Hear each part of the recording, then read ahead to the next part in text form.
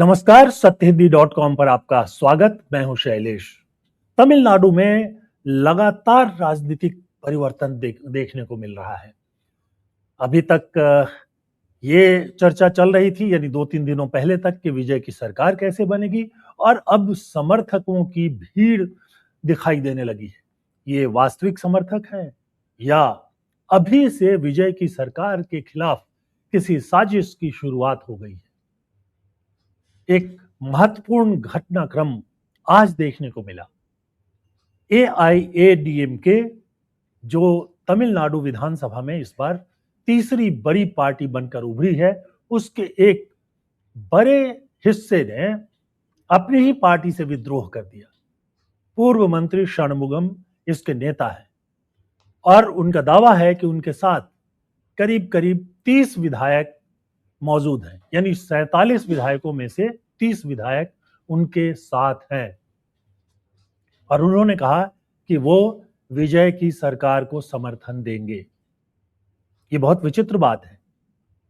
जब तक विजय को शपथ ग्रहण नहीं कराया गया था, तब तक एआईएडीएमके के नेता पलानीस्वामी जो हैं, वो डीएमके से मिलकर सरकार बनाने की कोशिश कर रहे थे। और अब उनकी ही पार्टी का एक धड़ा जो है वो बागी हो गया है। ये बगावत जो है, उसका मतलब क्या है? विजय को कल तमिलनाडु विधानसभा में बहुमत भी साबित करना है। क्या होगा? वैसे तो बहुमत का समर्थन विजय को मिल चुका है, लेकिन अब ये जो एआईएडीएमके का धड़ा है, वो टूटकर उनके साथ क्यों आना चाहता है? एक बात और ध्यान रखने की है कि बीजेपी के साथ एआईएडीएमके का चुनावी गठबंधन था। अब अचानक वो क्यों अलग होना चाहते हैं और वो कौन लोग हैं, उनकी राजनीति क्या है? इस पर हम बात करेंगे वरिष्ठ पत्रकार एस श्रीनिवासन से। श्रीनिवासन इन दिनों चेन्नई में रहते हैं और वहां के एक प्रमुख वेब न्यूज पोर्टल जो है, उसके एडिटर इन चीफ हैं। उसके पहले वो आज तक के एग्जीक्यूटिव प्रोड्यूसर रह चुके हैं। हिंदी और अंग्रेजी दोनों भाषाओं के लिए उन्होंने काम किया है। दिल्ली में भी रहे हैं और अब चेन्नई में है। श्रीनिवासन, आपका स्वागत है नमस्कार, हमारे इस नमस्कार। प्रोग्राम में। नमस्कार। नमस्कार शैलेश जी। हाँ, मैं तो देख रहा हूँ कि तमिलनाडु में एकदम से जो वो शांत प्रदेश माना जाता था, बहुत ज्यादा घटनाएं नहीं होती थी, वहां घटनाएं ही घटनाएं हो रही हैं। एक समय पर विजय जो मुख्यमंत्री बन चुके हैं, उनके सामने बहुमत के लाले पड़ रहे थे, यानी 118 की जो सीमा है, वहां तक वो पहुंच नहीं पा रहे थे, और अब भीड़ आ रही है। एआईएडीएमके में जो ये टूट है, उसका मतलब क्या है? ये कौन लोग हैं? इनका क्या लॉन्ग टर्म में इनका क्या इरादा है? जी, शैलेश जी, वैसे तमिलनाडु की राजनीति गर्माती रहती है। अब ऐसा है कि विजय के आने के बाद कुछ उत्तर में भी इसकी तरफ ज़्यादा ध्यान दिया जाने लगा है, यही फ़र्क है, वरना यहाँ की राजनीति भी उतनी ही गर्म रहती है जितना उत्तर के बाकी प्रदेशों में। खैर, फिलहाल आपके सवाल पे मैं आता हूँ कि ये हो क्या रहा है। देखिए, ऐसा है कि एक गुट जो है वो सीवी षणमुगम, एसपी वेलुमणि और सी विजयभास्कर, ये तीनों हैं। ये पहले मंत्री रहे हैं पळनिस्वामी के कैबिनेट में। तीनों ही बहुत ही वरिष्ठ लोग हैं और ये काफ़ी हद तक एक अपना एआईएडीएम के बड़ा इनका दबदबा है इन तीनों का। मगर थोड़ा-सा पीछे जाते हैं कि ये हो क्या रहा है? क्यों ऐसा हो रहा है? देखिए, 2024 के चुनाव के पहले जब गठबंधन था एनडीए का और उसमें एआईएडीएम के उसमें पार्टनर थे, आपको याद होगा कि वो गठबंधन टूट गया था।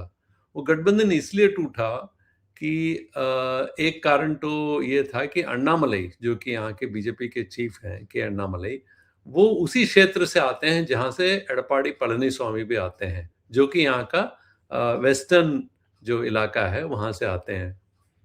पश्चिमी जो इलाका है, वहाँ से। अब क्या था कि काफ़ी दोनों में एक ही जगह से आने के कारण नेताओं में आपस में वर्चस्व का एक ये युद्ध भी था और उन्होंने कई सारे चीज़ें अन्नामलई ने इनके खिलाफ बोला। साफ तौर पे अलायंस के पार्टनर होते हुए भी कई सारी चीज़ें उन्होंने एआईएडीएम के चीफ के खिलाफ बोला। उससे वो काफ़ी नाराज़ हो गए थे और ये इस हद तक पहुँच गए थे कि उन्होंने कहा कि अब मैं ये अलायंस तोड़ दूँगा और इसी कारण को बता के उन्होंने अलायंस तोड़ भी दिया। उसके बाद बीजेपी ने अन्नामलई को आपने देखा होगा कि पार्टी से बाहर किया, उनको बाहर नहीं किया, पार्टी से बाहर नहीं किया, उनको पद से हटा दिया। जो हम्म, हटा दिया अध्यक्ष और पद से हटाया। अध्यक्ष पद से हटाया। अभी वो पार्टी में है, एक्टिव नेता हैं, हटा के ये अलायंस दोबारा भी किया इस चुनाव के लिए। तो ये एक कारण था तब। मगर जब वो अलायंस की बातचीत चल रही थी, तो इन 3 जो नेताओं के जो मैंने अभी नाम गिनाए हैं, जो कैबिनेट के मंत्री थे, ये चाहते थे कि एनडीए अलायंस में जाएँ। उनका ये वादा वो ये आर्ग्यू कर रहे थे कि यदि हम जाते हैं, देखिए एनडीए अलायंस में एक प्रधानमंत्री का अच्छा पावरफुल मोदी जी एक फेस हैं, वहाँ जाने से हम लोगों को फ़ायदा होगा। यदि एनडीए के साथ रहते हैं तो कुछ फ़ायदा हमको यहाँ की राजनीति में भी मिलेगा और थोड़ी-सी हमारा इवन डीएमके की सरकार भी हो, हम उससे बेहतर तरीके से उनका विरोध कर पाएँगे। और केंद्र में जो है पार्लियामेंट में हम कई सारे मुद्दे भी उठा पाएँगे यदि उनके साथ जाते हैं तो। मगर एडपाडी से किसी चीज़ के लिए बिल्कुल रज़ामंद नहीं हुए। उन्होंने काफ़ी विरोध किया कहा कि नहीं, अलायंस नहीं होगा। इसके पीछे क्या राज है, वो अलायंस क्यों नहीं होना चाहते? एक तो मुसलमान वोटों का, उनको उनको डर था कि कहीं मुसलमान वो जो है मुस्लिम वोट और क्रिश्चियन वोट्स ना चले जाएँ। जो कि यहाँ पर करीब 10% हैं दोनों मिला के। एक तो उनकी चिंता थी कि 2000 जो अभी जो हुए हैं, 26 के जो असेंबली इलेक्शन में कहीं वो वोट ना चले जाएँ। एक तो वो कारण था। दूसरा कारण उनका ये था जो कि कहा नहीं जा सकता, उनको ये भी डर था कि क्या एडीएम के ऊपर उनका उतना ग्रिप रहेगा यदि कुछ लोग मेंबर ऑफ पार्लियामेंट बन के दिल्ली चले जाते हैं। क्योंकि इसके पहले आपको मैं याद दिलाऊँ, जो जयललिता मुख्यमंत्री थीं, वहाँ पर एक राज्यसभा की मेंबर थी जिसका नाम था शशिकला पुष्पा हम्म, और कांग्रेस के ज़माने की बात कर रहा हूँ मैं, ये बीजेपी नहीं था। वहाँ पर हम्म, बैठ के दिल्ली में उन्होंने पार्लियामेंट में ये कहना शुरू कर दिया कि मैं बड़ी अच्छे फील कर रही हूँ। चीफ मिनिस्टर जो है जयललिता का वहाँ पर दबदबा है। एक मौका मिलता है यहाँ के नेता के खिलाफ बोलने के लिए यदि लोग दिल्ली आने जाने लगे तो। एडपाडी को शायद भी एक डर था कि कहीं मेरे खिलाफ बगावत ना हो जाए।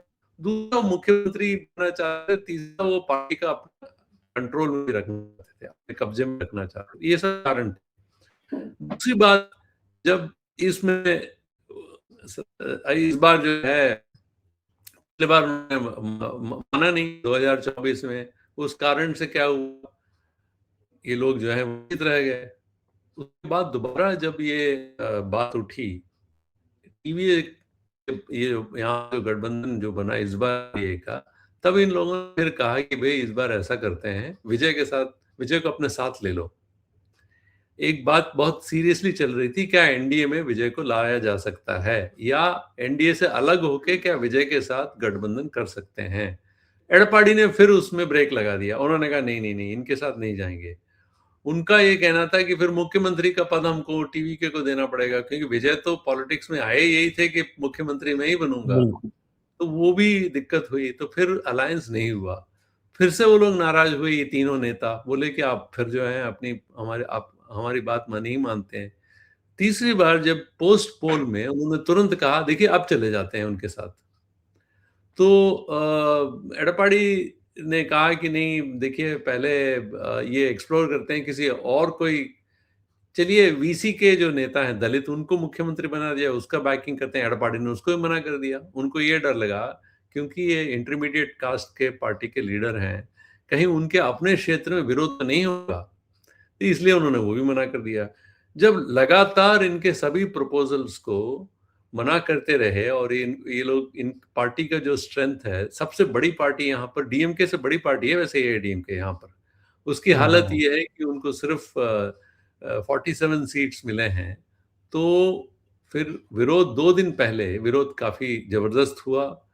कहा जाता है कि गाली गलौच या मारपीट, मैं ये भाषा यूज नहीं करना चाहता हूँ, काफी कड़े कड़े हम्म। शब्द यूज किए गए लेकिन उस अब होगा क्या? पार्टी के 30 विधायक एक तरफ बताए जा रहे हैं और 17 दूसरी तरफ, तो होगा क्या कल विधानसभा में, क्या होगा? देखिए, विधानसभा में दोनों ने आज लिख के दिया, 2 गुट हो गए हैं, दोनों गुटों ने अपनी तरफ से लिख के दिया है कि हमारे गुट अलग, ये गुट है, और उन्होंने भी लिख के दिया। दोनों ने अपने-अपने व्हिप का भी नाम दे दिया है। मगर आपको याद होगा, एंटी डिफेक्शन कानून लागू हो जाता है, क्योंकि यदि व्हिप को कोई डिफाई करता है तो। व्हिप का जो कंट्रोल है वो तो एडपाड़ी के पार्टी के हाथ में ही है अभी भी, क्योंकि वो ही पार्टी के नेता हैं। तो क्या किया इन दोनों ने, अपना स्पीकर को दे तो दिया है। स्पीकर इस पे अभी तक उन्होंने कुछ बोला नहीं है, और कल भी वो कुछ नहीं बोलेंगे। होगा ये कि दोनों तरफ जो है एक दूसरे को व्हिप, अभी तक व्हिप भी इशू नहीं हुआ है। व्हिप भी इशू होता है तो दोनों ये कहेंगे कि दूसरे पार्टी के लोगों को भी अपने पक्ष के, और पूरे जो 47 है सबको कहेंगे कि आप जो है वोट दीजिए। तो दोनों व्हिप के ऊपर माना तो जाना चाहिए सिर्फ एडपाड़ी के व्हिप को, मगर यदि दूसरे व्हिप वाले जो 30 लोग हैं नहीं, लेकिन वो लेकिन थोड़ा एक बात तो है ना कि मैं 1 कि मिनट बात विधायक, अगर अगर 30 विधायक एक तरफ हैं तो हाँ, उनको 30 विधायक विधायक जो है, दल का नेता चुनने का अधिकार तो है। हाँ, मगर उन्होंने चुना नहीं। यदि वो उन्होंने ना नेता चुना है, ना वो एटीवी के में मर्ज हुए हैं। देखिए, अभी ये जो दिल्ली में हुआ, वहां तो बीजेपी में आम आदमी पार्टी तो मर्ज हो गए थे ना, तो उन्होंने कहा हम बीजेपी नहीं, में जाके मर्ज तो मर्ज होंगे, हो लेकिन लेकिन उसके लिए 2/3 चाहिए अगर वो पार्टी छोड़ना गए। चाहते हैं। इनके टू पास थर्ड से कुछ कम 2/3 है। है। अ, नहीं, अ, 30 है इनके पास, तो और दूसरी 30 से तरफ नहीं होगा ना, 47 का 2/3 थोड़ा और ज्यादा होगा। थोड़ा ज़्यादा होगा, तो वो हाँ, 32 के करीब होगा। हाँ, मगर वो कह नहीं रहे हैं कि हम टूट नहीं रहे हैं, हम मतलब वो भी नहीं कह रहे हैं वो। तो होगा ये दोनों कि जो है ओरिजिनल पार्टी होने का दावा कर रहे हैं। वो भी नहीं किया अभी, ये भी दावा नहीं हुआ अभी। उन्होंने सिर्फ ये कहा, अभी उन्होंने चिट्ठी दी है कि हम लेजिस्लेटिव पार्टी के हम लीडर हैं, उन्होंने कहा हम लीडर हैं। और दोनों ने हम्म। ही अपना-अपना एप्लीकेशन स्पीकर को दिया है, स्पीकर ने इस पे कोई निर्णय नहीं लिया है। कल वोटिंग हो जाएगा, और यदि व्हिप को भी वो डिफाई करते हैं, तो वो फिर वो लीगल केस में बाहर लड़ा जाएगा, क्योंकि प्रेजेंट एंड वोटेड में सरकार तो क्लियर हो जाएगी कल। तो मुझे नहीं लगता बिल्कुल। कि कल सरकार को कोई दिक्कत होगी फ्लोर टेस्ट पे। ये इसका पूरा का पूरा वो है। कल के बाद देखना पड़ेगा, क्योंकि निर्णय तो फिर उसके बाद लेना ही पड़ेगा कि कहाँ जाना है उनको। नहीं, लेकिन मैं एक चीज जानना चाहता हूं कि ये षणमुगम और उनके नेतृत्व में उनके साथ जो लोग हैं, क्या वो प्रो बीजेपी हैं? कहीं ऐसा तो नहीं है कि एक लंबी चाल है कि पहले विजय को समर्थन दे करके और वो जो वामपंथी हैं और कांग्रेस है उनसे अलग कर दो, और फिर उसके बाद जो है चल करके आगे चल के देखा जाएगा, मतलब अभी नहीं, 6 महीने बाद, 1 साल बाद। देखिए, आप काफ़ी दूर की सोच रहे हैं। ये एक विचार कुछ लोगों में यहाँ पर भी है। मगर मैं ये कहना चाहूँगा, मुझे लगता है कि फ़िलहाल जो है पावर के लिए जा रहे हैं ये लोग, क्योंकि अ, ये पार्टी जो है पिछले 5 साल से बाहर है। इनके खिलाफ केसेस भी हैं। इन दोनों के, एटलीस्ट इन 3 में से, एसपी वेलुमणि और सी विजयभास्कर के खिलाफ, विजयभास्कर के खिलाफ सीबीआई केस है गुटखा केस को लेके। दूसरा, एसपी वेलुमणि के खिलाफ ये एक करप्शन केस है, और उनको डर ये है कि आगे पीछे इन इन केसेस को लेके दिल्ली से भी इनके ऊपर कार्रवाई हो सकती है। मगर यदि वो, जैसा आप कह रहे हैं, कि ऐसा तो नहीं है कि उस पार्टी में जाने के बाद आगे कुछ हो, इसका फिलहाल तुरंत कुछ कहना थोड़ा मुश्किल होगा, क्योंकि अभी वो स्थिति आई नहीं है। ये ज़रूर बात सही है आपकी, इन तीनों ने ही बीजेपी के साथ एनडीए अलायंस में जाने का पेशकश इन्होंने ही किया था। तो उस हिसाब से आप कह सकते हैं कि इन तीनों का जो रुझान है, वो एनडीए की तरफ है, ये तो कहा जा सकता है। लेकिन अब एक आखिरी सवाल एआईएडीएमके पर, कि एक पूर्व मुख्यमंत्री और प्रमुख नेता पन्नीर सेल्वम पहले ही जो है वो पार्टी से अलग हो गए, और फिर इतने लोग, मतलब अगर 2/3 विधायक भी, लगभग 2/3 विधायक भी अलग हो रहे हैं, तो क्या भविष्य है? क्या ऐसा तो नहीं होगा कि जैसे बंगाल में तृणमूल कांग्रेस बनने के बाद कांग्रेस का सफाया हो गया, तो कहीं ऐसा तो नहीं है कि अब टीवी के जो है उसकी मतलब वो AIADMK जो है वो एक तरह से टीवी के ही सब कुछ ले जाए? देखिए, ये बात सही है कि बंगाल में बाइपोलर पॉलिटिक्स है, जैसे यहाँ पर भी वही है। ये AIADMK और DMK के बीच में ही जो है यहाँ की राजनीति अभी तक उनके इर्द-गिर्द ही घूमती रही है। अब एक नया स्थिति आ गया है, जब टीवी के आ गया है, तो ये एक नया स्थिति बन गया है, टीवीके वर्सेस DMK। ऐसे में क्या तीसरी पार्टी के रूप में AIADMK सर्वाइव कर पाएगा, ये बड़ा सवाल है ये।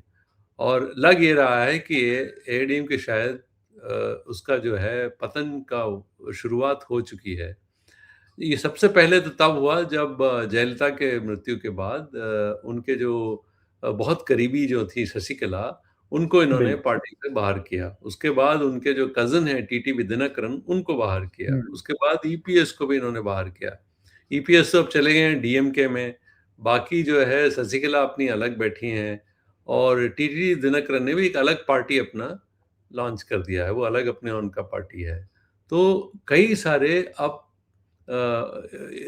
कई टूट के कई सारे पार्टियां हो गई AIADMK का। सो इन अ वे AIADM का जो विघटन है वो शुरू हो गया है पिछले 5-6 साल से और टूटता जा रहा है वो। और ये जो आप देख रहे हैं, ये जो 30 एमएलए जो टूट के अलग हुए हैं, ये इसका सबसे लेटेस्ट टूट है।